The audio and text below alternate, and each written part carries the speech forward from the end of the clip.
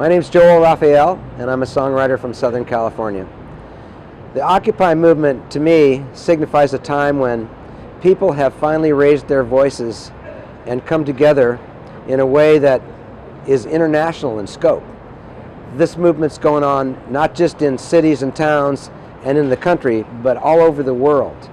And there's been movements before this where people have tried to speak out and stand up for the needs of the common people.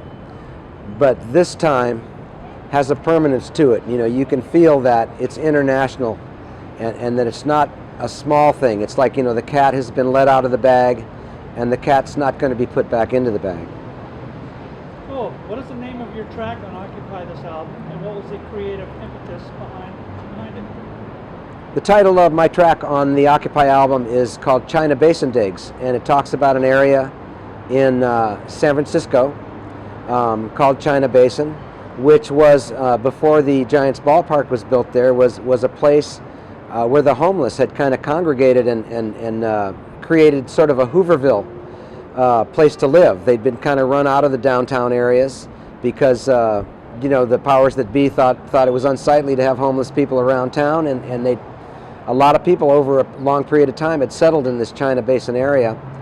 And when they broke ground to build the new ballpark up there was an article in the newspaper which talked about how they came down to break ground and brought down the police force and kind of ran everybody out of there, told them they had to leave, and then posted signs that basically said if they came back and settled there again, they would be arrested. And so I thought it was very in tune with the Occupy movement, because certainly China Basin was an occupied area that wasn't being used up until the point where they decided to build the ballpark. Cool. Is there anything you want to talk about that people need to hear talk about? Well, I think it's really great to see this delineation of the 99% and the 1%. It's been really a long time coming for people to speak out in this context. I can remember being a young guy and thinking that if people could get together on issues that they believed in and actually speak out in one voice, that things could get done.